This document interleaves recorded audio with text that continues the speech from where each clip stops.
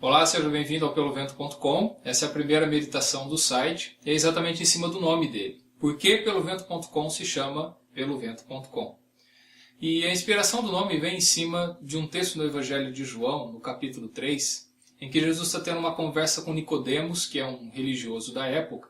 Jesus explica várias coisas sobre espírito, sobre nascer de novo e tudo mais. Nicodemos está tendo dificuldade para entender o que Jesus está falando. E no meio dessa conversa, no versículo 8, Jesus fala o seguinte: o vento sopra onde quer, ouves a sua voz, mas não sabes de onde vem nem para onde vai. Assim é todo que é nascido do Espírito.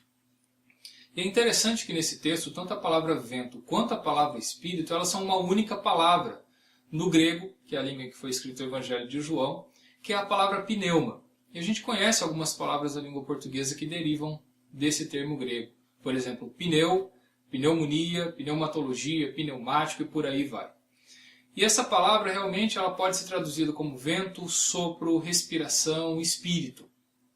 E o nome pelovento.com, ele expressa, se nós pudéssemos chamar talvez esse pequeno jogo de palavras, porque você poderia chamar o site, ao invés de pelo vento, de pelo espírito.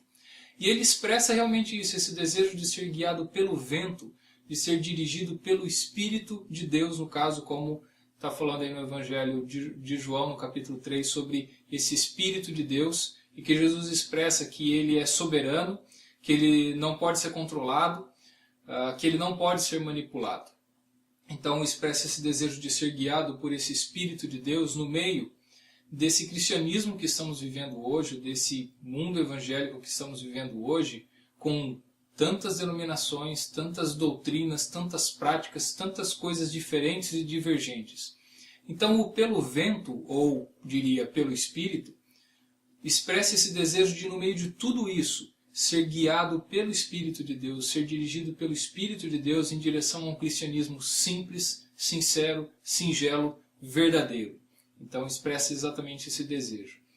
Tem um outro texto na Bíblia, que é na carta de Paulo aos Efésios, no capítulo 4, no versículo 14 ele usa a palavra vento também, só que com uma outra conotação.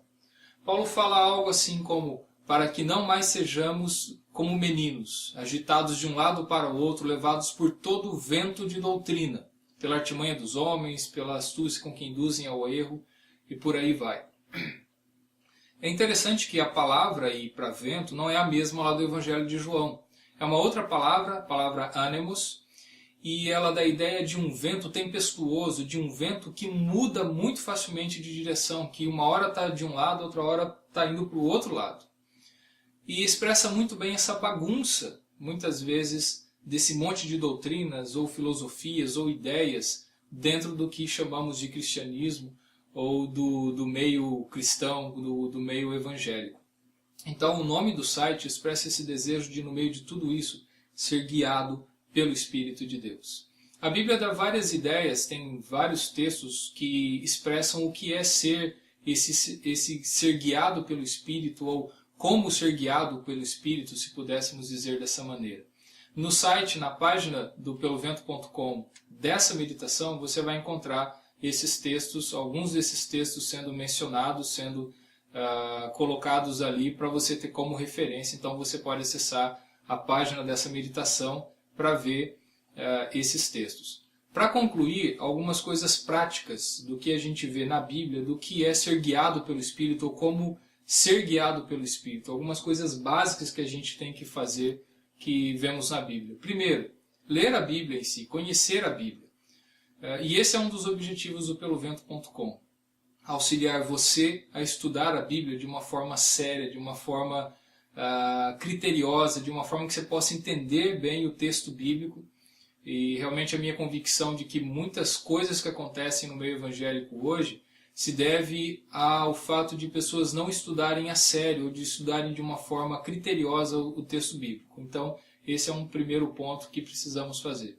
Outro ponto é a oração, é essa comunhão com Deus. Se você não tiver esse lado verdadeiramente espiritual da sua comunhão com Deus, de sua comunhão com o Pai, não adianta você querer dizer que é cheio do Espírito ou que você queira ser cheio do Espírito.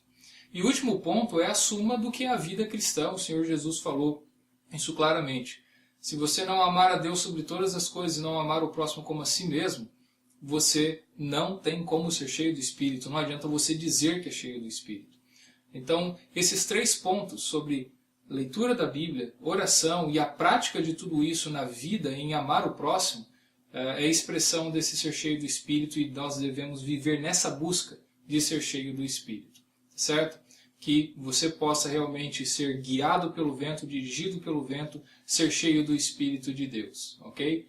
Muito obrigado por assistir esse vídeo e até a próxima.